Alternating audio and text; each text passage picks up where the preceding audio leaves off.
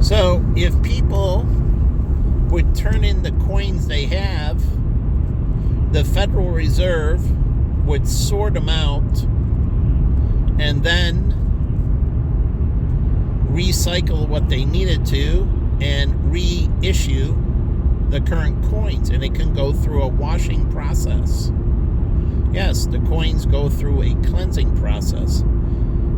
So those coin machines that they have in banks, those counters and those bill counters that are in banks, not only do they count the bill, they should clean the bill. So you can build a new bill counter that counts the bill, cleans the bill. So it goes through a process. On the first side, it uses UV light to kill anything on the surface. And then it goes through a wash, truly, like on a sponge machine. It just slides through it. It gets pulled through the machine. And then it wipes it, one, and then the second one, it goes through, blow dries it, and then the last one sanitizes the bill. A long-lasting sanitizer. It coats the surface of the bill. Now remember, the sanitizer might degrade the ink in the material, so it can't be strong, really strong, but it can coat the bill, or you can put a coating on the bill, a conditioning. It goes after it gets UV, and then the UV kills anything on the surfaces. Then that surface material, you want to kill it first with the UV, then you want to wash it. Why don't they do this at car washes? At car washes, you don't use the UV on the back side. You use the UV on the front side. So you UV the exterior of the car. Truly, you put it through a UV light, interior and exterior, for the car wash.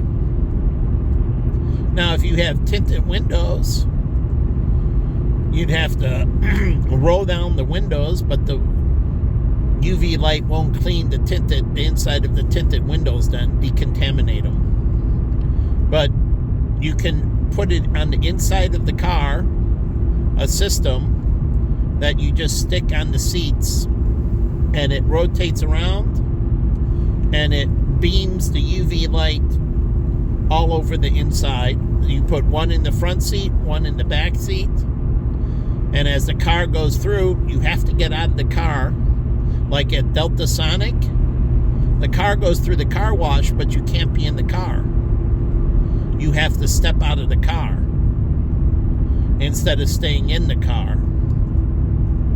And so even the ones that don't wipe it down, you step out of the car, they put the UV light, it goes on the seat, it's on a pole, and then at the head of it, it has a rotating pod that's circular, a rotating dispenser at the top, and it rotates.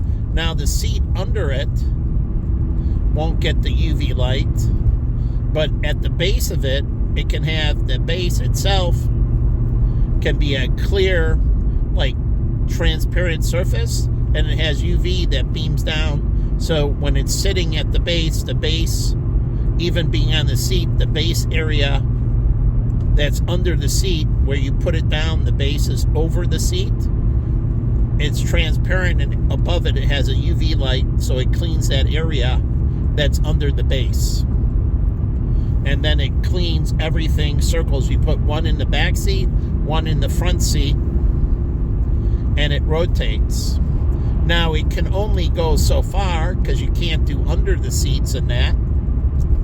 But you can put one on each of the back seat floors and one on each of the front seat floors. And it will go beam under the seat and all around on the floors.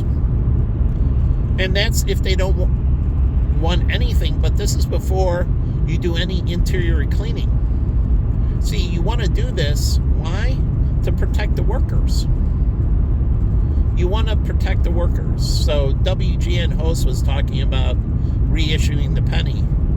But we can have these change machines that take the change in. Even the coin vending machines, when they take them in, they cleanse the coin. It goes through, it gets approved, the coin, and then it goes through a cleansing and into a storage.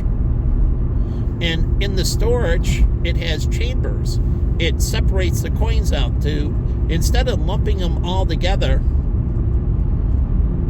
unless it's all quarters, but the machine now lumps them together and can package them. Oh yeah, the vending machine packages them. It packages the bills too. So we used to sell our bills back to the bank. We would bundle them, 500s and 20s, 100 singles, 520s, and then we sell 10s back. I forget, that was 210s, I think, or yeah, something like that. We would bundle our 1s, 5s, 10s, and 20s and coins and sell them back to the bank when we had too much. We bought from the bank when we need it, but we also sold to the bank. And so, again, so the vending machine takes in the coins, recognizes it, cleans the coin, then it goes down to a container. The container holds the coins until it gets enough coins. Then it processes them into a wrap, wraps the coins, packages them, 40 quarters or a $10 roll. Truly. Now you can split the rolls and have 20 quarters or $5 rolls if you want, but the bank usually sells you a $10 roll. So it can package them, the vending machine, for you, and all you do is you pick up the packaged coins, and the bills are packaged for you as well.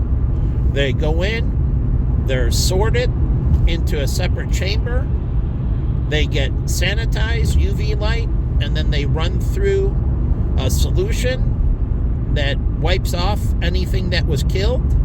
Then it's dried. Then it's coated with a conditioner. And the conditioner is like a conditioner decontaminated. So you have oils that condition and decontaminate.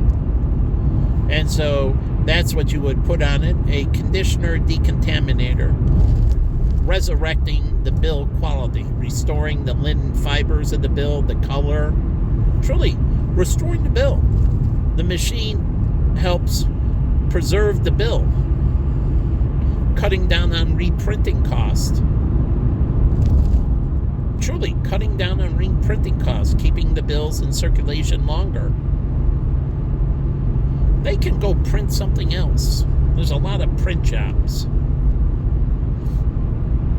So, again, but they can print bills for other countries too. So they'd have to have their own secret paper combination for the bill. You know, truly embedding it with nanofibers and that. They would have their own, like, fibers in the bill, security fibers, little magnetic fibers, and then they can put nanofibers in too that have coatings in it. So fibers, you put a certain fiber mix in the material itself, and then in that you put little nanofibers that are embedded in the nanofibers are certain coating. So nanofiber security system in the bill, and then fiber security system. Remember, they used to put the strip in the bill.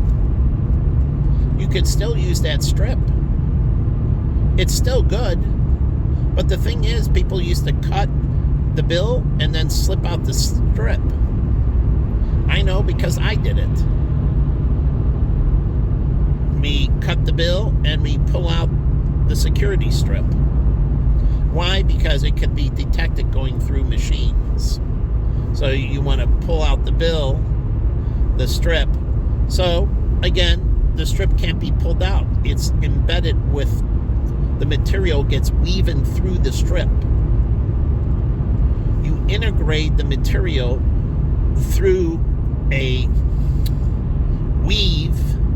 As they make the material for the bill, it's a weave. It is a weave, and it goes through the thing, or you mold the material around it. Truly, you bring the material on, it's liquid, and then you place it on the top and bottom, and the liquid gets soaked into the fibers. And that's fine. It puts on a coating on the top, it puts it on the bottom, and the liquid sits into the fiber. That's even better. And you still get that security strip, but now it's embedded in the fiber of the bill itself. So you can't take it out without destroying the bill. It's intertwined into the material. So they can't pull out the strip. So all they have to do is update some of the old security procedures and intertwine it with new, the offset with the face and incredible detail in the etching. Do you know that we can make new plates? And the detail that can be in bills, I mean, truly, the detail that can be etched into a plate on the bill, the detail, you can get a fine, super fine magnifying glass, and it can have details dividing the hair by 1,000,000 times. The detail of the printing on the bill could be so fine that you can magnify it 1,000,000 times and you can still see that segment of the eye perfectly. Because what? The pixels are incredibly small. Unbelievably small. So you have to have technology that they don't have.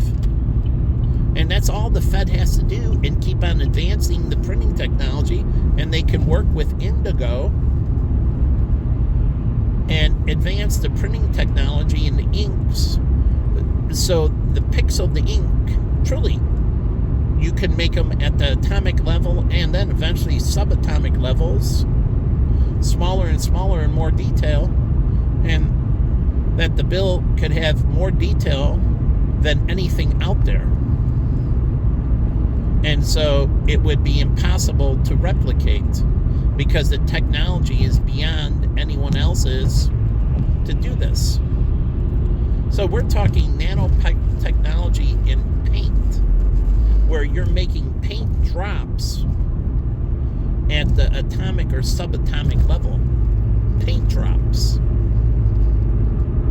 At that type of level that are so small, a single drop, that it can make a face and the image on the bill unbelievable. And you know that makes the bill worth a fortune. Those engravings and the being able to place it in that detail, the physical value of the artwork of the bill itself, the note, can be so incredibly beautiful, and we can do that with our coins.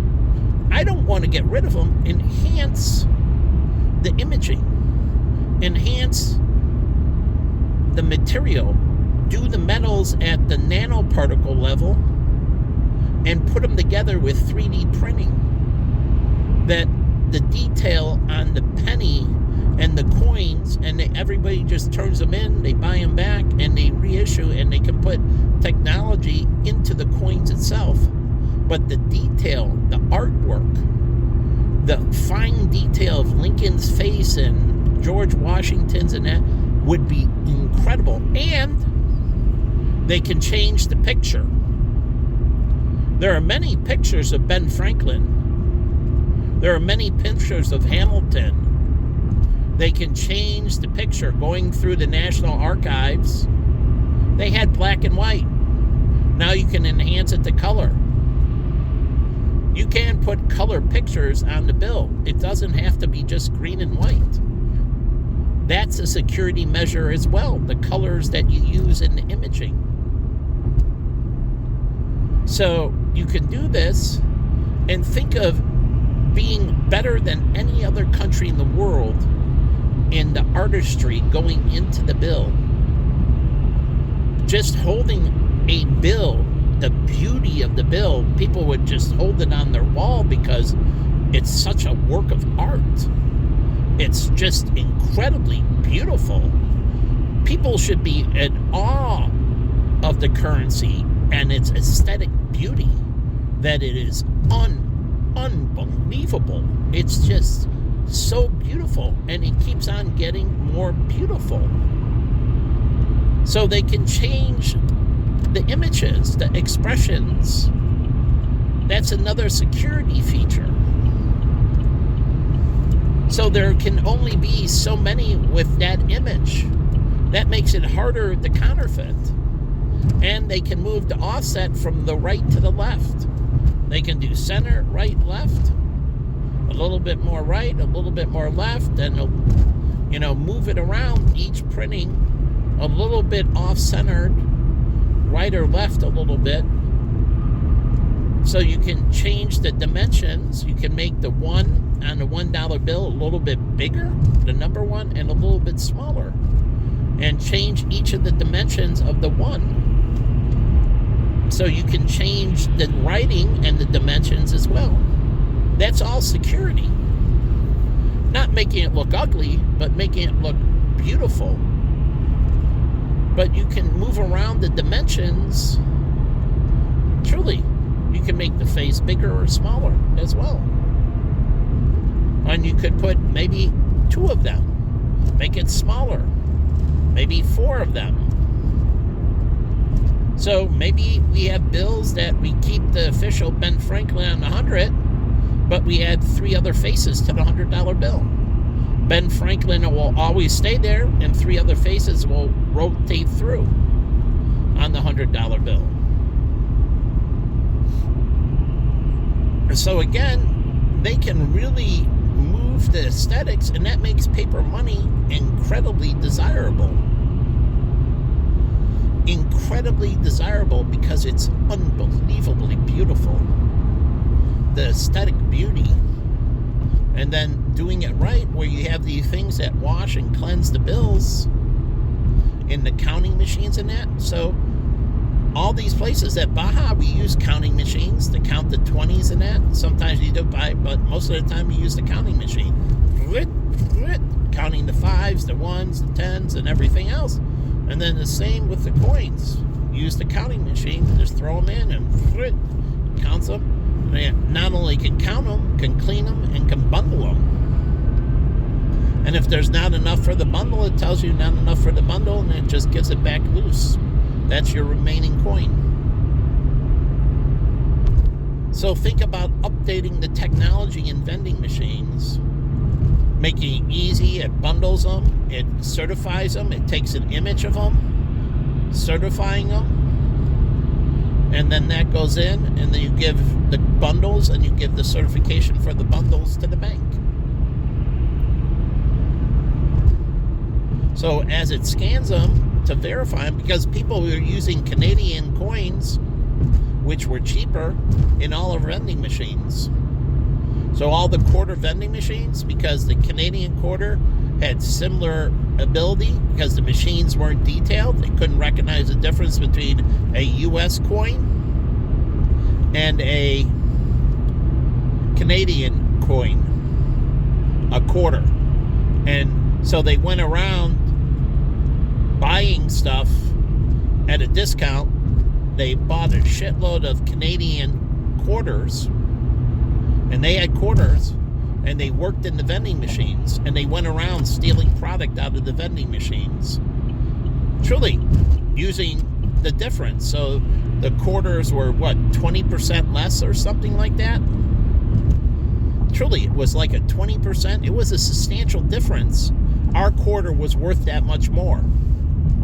And so what did they do? They went around to all the vending machines stealing the product. And then they could resell the product on the black market. And they did. They went around stealing cigarettes and everything else out of vending machines, putting in the Canadian quarters. This is a long time ago. But they were using it because they could use them. They found out they worked, and they went around stealing product. And then they could resell the product. So split the difference. You save 20%. You sell the product for 10% less, and you keep 10%. And if you're doing that on a larger scale, that adds up to a lot of money. 10% on $1, say, 10 cents. You sell 10 of them, you got $1. Now, cigarettes are very expensive. Now they're $4 a pack. Now you're doing 20 cents. That's 80 cents a pack, but you're giving you a 10% discount. So you're netting 40 cents a pack. So every 10 packs, you're making $4. And do you know how many millions of packs of cigarettes they smoke? Or millions and millions. That comes, as the guy told me in Colorado, as he was taxed, he was defrauding the tax system. But if they were defrauding by just using coins that were cheaper value, and then they got into the slugs, yes. They used slugs that weren't even coins, that weighed the same amount of quarters, and then it cost them almost nothing. So, yes, people use slugs that weighed the same as a quarter. And they would put the slugs in the machine. Again, stealing the product, bundling it up, and then selling it off. So vending machines can have cameras, and vending machines can take facial recognition. Truly, they can store the images as people use it. The vending machine has a right to defend itself, the people and the owner, and so you have a right to take their image. And so they go and feed the vending machine. People destroy them. This is what you know what happened to the Chicago Tribune and Sun-Times? When they took away the newsstands and that, we used to have news boxes. And this is me as a little kid in the early 70s, beginning of the 70s. I started as a paper boy at 6 years old. And so that was 1973. And do you know what I watched people do? They would go in, put the thing in the paper machine, and they fucking reach in, and this was later, reach in and steal all the papers. Now, you bring in these people from other countries. I never did, but then I watched them steal the papers, and then they would stand on the corner and sell the papers against us. They didn't have a permit to sell the papers. So they would reach in the box, especially on Sunday and that, and they would grab all the papers in the vending machines. They'd pay for one paper, and they empty the vending machines. Because it was an honesty system. But people don't remember. And it used to have 10, 15 more papers in it. And they go in, they pay for one paper, and they steal every copy that's in there. And they go around to all the vending machines collecting it, and then they would resell the papers on a corner illegally. I don't know if they stole coupons and other things, but they could have as well. But they were taking more than what they were authorized to do. Do you know how much? And those paper machines used to be all over the place, and it was the honesty system. And then you get the hoodlums, like the kids that think it's funny, and they go in there, like my friend Jim. He had Chicago Scene, and they're free. And they go in there and they just grab them and they throw them in the trash, or they throw them on the ground just for the hell of it. Truly, they just destroy them. And so you don't understand what I've seen and what people brought in, and they don't bring people up ethically. And I had to address people with this my whole life. When they did things unethically, I threatened, and then, at times, I kicked the shit out of them. But I grow up, I'm working my ass off in a paper stand. I'm pushing a big metal cart as a little kid, delivering papers. And then I watch all these people steal. And then one time in front of the church, I told you, you don't know, but on Facebook, the kids scanned me. They befriended me, and I was there all alone in between services. And the kids there, I figured they were with the church or had parents. And they befriended me, and nice, and they're like, oh yeah, I work papers too. I was in your business too. Truly, I was a paper boy and so on. I used to sell papers, and they're like, yeah, when we get a big bunch of money, then we would stick it into paper. Like A Wonderful Life, where he accidentally drops the $8,000 into paper. Well, they convinced me to put it into the paper. And then, because I trusted him, I said, I'm going to go to the bathroom. And I did have to go to the bathroom. So I went inside while service was going on, went to the bathroom, came back out. The kids were gone. And then I looked for the paper. It was at the bottom. And the paper was gone. They stole me. Now, my boss forgave me. Chris did. I told him what happened. But that was ever. And these people come up and they befriend you. They lie to you about their name, who they are, where they come from, and they befriend you and become their friends. Screw you. This is why people used to say Michael had such a hard outer shell, but he was all warm and fuzzy on the inside once you broke through the outer shell. Well, my outer shell was very hard. I had to know you, know your history, like Jennifer. I knew Jane over a year before. I met her at the Kenneth Cole. She was best friends with Jen. And then I had friends that were friends with Jen. And then I knew her neighbor across the street. And I had all these people verifying who the hell she was, how she grew up, what her ethics were. Oh, as much as she knew about me, I took her around. I knew about her. I mean, I knew everything. Now people walk up to you like, I'm Gene Paul. How you doing, Gene Paul? And they lie to you. And we accept people lying and changing their name to get away from their history. And I disagree with all this. Truly. Your burden is the name you're born with, and if you don't like it, too bad. I'm sick and tired of everybody now changing their name, and then it's much harder, as the police learn, aka your alias, and they have to put down an alias, then they have to link up the records, and this clogs up the database. So when you're an immigrant, we have them, okay, taking on an American name. Like Simon is not his Korean name.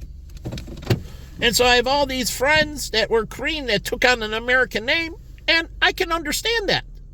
But now we have everybody in this country taking on new names, and then you have all the thieves. I work with American Greed and that constantly changing their name, their history, where they came from, who they are. And it's a bunch of bullshit. You need to lock people down.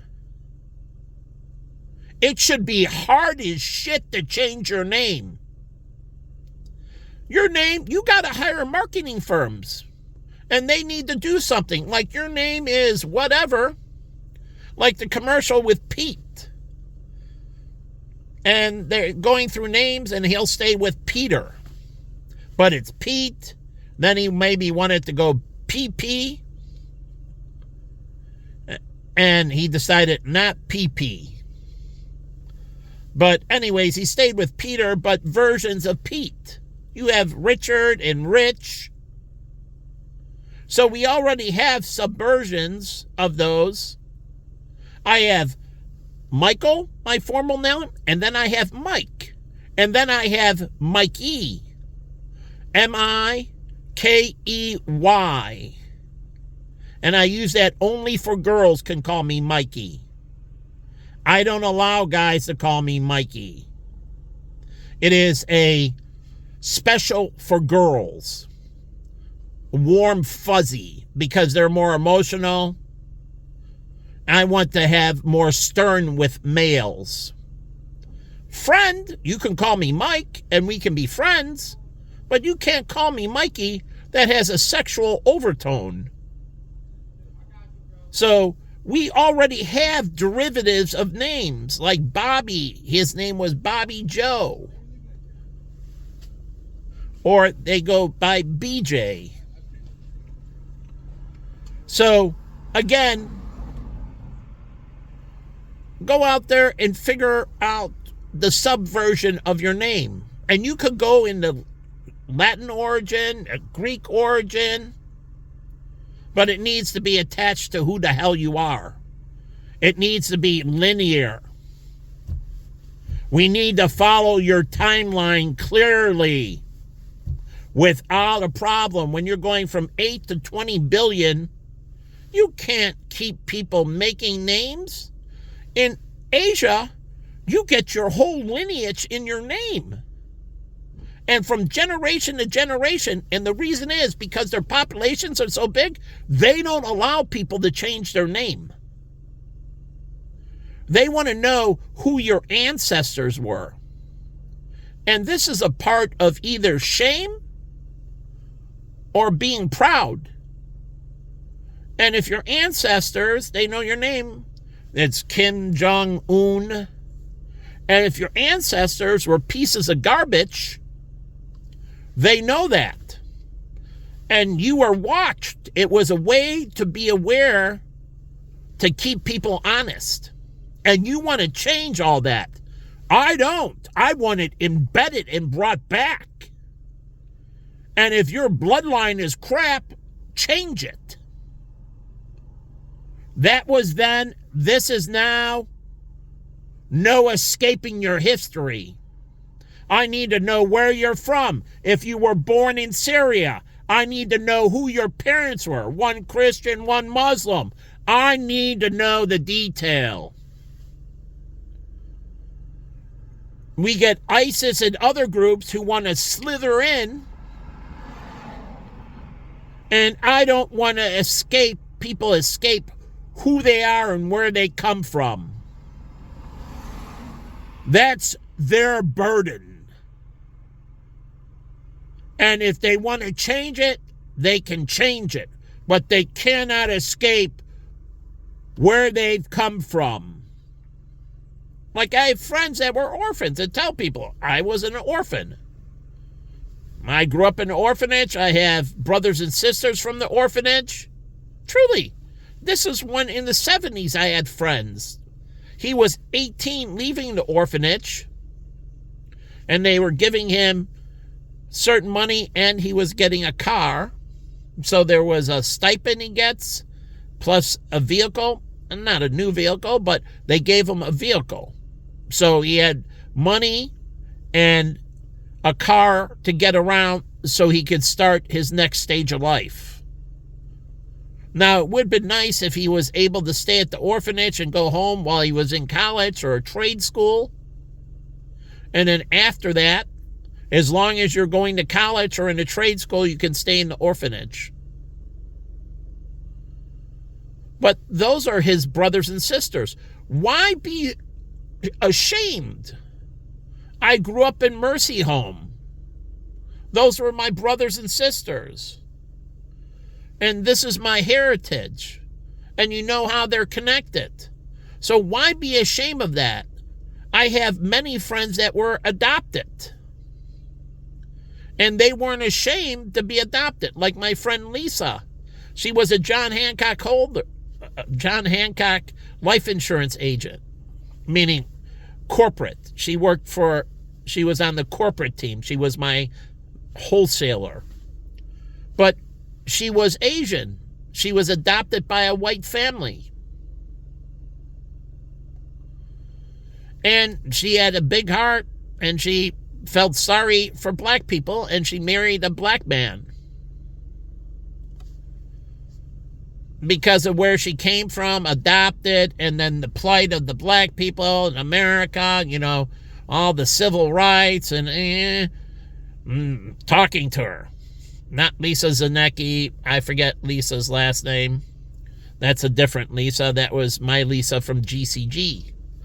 But anyways, she told me the whole story. And she ended up marrying a black guy because she felt this compassion for their past because of her being an orphan.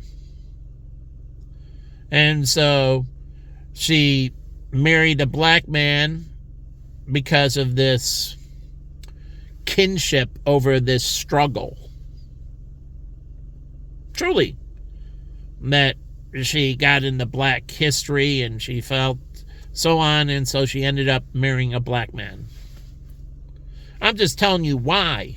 I'm not saying right or wrong, but because of her history and that, she had more compassion because she was an orphan. She was taken in and treated incredibly well. Her white parents were incredibly good to her. She had great things to say about them. But she felt this because of, black history and everything else and the civil rights and slavery and so on. She felt this compassion. So she ended up marrying a black guy. And then my friend Lily, her sister married a black guy. And again, she had this compassion for this struggle and everything else. And so her sister married a black man, as far as I know. I found out in a meeting that me and David had, because David talked about his work in the black community. And then he said that black people had a chip on their shoulder. Him and his wife, who came from, poverty in Malaysia and so on, used to do all this in the Austin area, which I did tons in the Austin area. I guess they did a long time ago, tons of stuff in the Austin area. But they felt this resentment. And so they stopped doing it. But he allowed his son to make his own choice, and Matt graduated with an engineering degree and went and taught mathematics in an all-black school and became a swim coach, which was great. But again, Matt kind of had this kinship because of their past and their struggle, and that the Japanese were put in a concentration camp during World War II in the United States, and David's grandparents lost everything when they were put in the camp, and then when they were moved out of the camp, they only got cents on the dollar. They didn't get fair market value, actually, for their property, for what was taken away from them. The government only gave them pennies on the dollar, not a bonus, but only pennies on the dollar. So they left with a bad taste that the government didn't fully restore them, indemnify them, meaning make whole. If you have the policy that says indemnity, it means to make whole. So to restore you fully, to indemnify. So that's what an indemnity policy means, to make whole, to fully restore. So anyways, that's why Matt went in the touch in an all-black school. Because of, their struggle with slavery and the civil rights and everything else, and always being mistreated and so on, which I have a hard problem with saying it's all true, because Matt never learned the other side of the story. What went on with the poor whites and how they displaced them in the job market and everything else. Now, white leadership sold them out, and it's true, but it doesn't mean that the majority of all those whites suffered, and they did. Overwhelmingly suffered greatly, died of diseases, were homeless, starved, you name it. Watch the banjo scene from Deliverance. They suffered unbelievably. They worked in the coal mines and took the dirty jobs. The poor whites worked their ass off. Sissy Spacek, a coal miner's daughter. They suffered from lung cancer, died in pain and misery. So again, there's more to the story. And you have to understand both sides of the story have never been told in our history. And when you start coming to this, black kids today won't have the chip on their shoulder, and immigrants will understand what was sacrificed, and they won't say white privilege. That they went through the path and, died and suffered on the frontier. They had disease and everything else to build this country. And coming in and disrespecting it, and that's why the Constitution and the Founding Fathers says you better follow the law, and if you break the law, you're gone. We don't need you. We don't want lawbreakers. And if you can't follow the law, you shouldn't be allowed to stay in this country. Make no mistake about it. And the point is, we keep on getting more liberal, and we get all the gangs and the thievery and the gypsies down here. Rico, he's a Serb. He knew all the gypsies. They're white. And his point was to stay out of the clubs. They were pickpockets and did slip and fall. They did all kinds of scams. And the gypsies had the king of the gypsies at Children's Hospital, and his family robbed the hospital blind. Every time he came in for a checkup or anything, they would rob the hospital. And so I'm not going to go into everything they did, but they finally had to sign put a credit card deposit, and only the mother and father could come in, and if anything went stolen, they were instantly charged. No recourse. The agreement was if anything goes missing, you get charged for it. We don't care what it is. And we're going to charge you, or you can't come. You can drop off your child, and we'll take care of them, and you can pick them up when it's done. So we'll still treat them and everything, but you're not allowed on the property. Sign this, you're allowed on property. If anything goes missing, we bill you. Fair market value. They signed the waiver, they put down the credit card. Nothing ever went missing again. They never got billed. But it didn't matter if we could prove it was them or not. They were going to be charged. Anything. We didn't have to have proof. Anything went missing, they were immediately billed. Because we already know they stole all this stuff. So there was no recourse. Anything went missing, they were billed. Even if it wasn't them. And what did that force them to do? To watch out to make sure no one stole anything. Oh yeah, they became the hospital security. Making sure if they saw anyone stealing anything, they would report it immediately. Because if not, it goes on their bill. So it incentivized them to be the hospital security. And they were very good at recognizing thieves indirectly. They became an advocate, because if anything goes wrong and it's your butt, whether it's you or not, you're going to be watching everybody else to make sure they don't do anything wrong,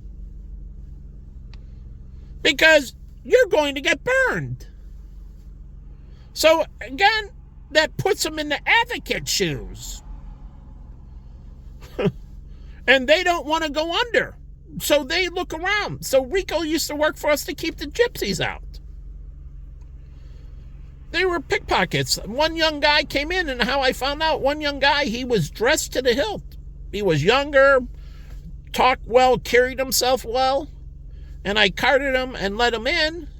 And as he was going in, just about to enter, Rico said, "Hey, hey." And he yelled at him, and he knew his name, and he's like, "You can't go in here. You know that." And he didn't say anything. He walked down the stairs and left. Didn't say a word. Turned around and left. I'm like, "What's that?" He's a pickpocket. He was dressed to the hilt. Clean cut, everything. And this was a gypsy here in Chicago. And he says he goes around hitting the clubs and that, stealing purses, stealing wallets, probably phones, I don't know. But he's not allowed on any of our properties. And Billy has me here because I know all these pickpockets, these thieves that are here in Chicago. And so I keep them out of the clubs. So they don't go in stealing from our customers. Their wallets and phones and keys and other things disappearing. So it was our job to protect our customers from being, what? Stolen from. You know how many purse thieves I caught at Baja Beach Club? Unbelievable amount. They came in, they would dress well, and they would steal purses. And then I caught our porters that moved the trash. They would pull the trash can, and if there was a purse on the seat or something as they were going by, they act like they were picking up an empty bottle or something, and they would grab the purse and dump it in the trash can, and then take it to the trash room, go through the purse, take any jewelry or anything, jewelry and cash, and credit cards and IDs and all that. They weren't doing ID fraud. They just put them in the trash can. They didn't care about the purse either. Could have been expensive. They just want the cash and any type of valuable jewelry. And then they would throw them. And so I caught more than anyone. I caught more fake IDs than anyone at Dirtbags. I took more. People were afraid of me at Dirtbags. Everybody was afraid of me. If you had a fake ID and it wasn't you, I took so many per week. It was unbelievable. Other people, all the people I work with, sometimes they take an ID. But I used to I got $10 an ID, and I take 10 to 20 IDs a week, a minimum. So I got another $100 to $200 on my pay bonus.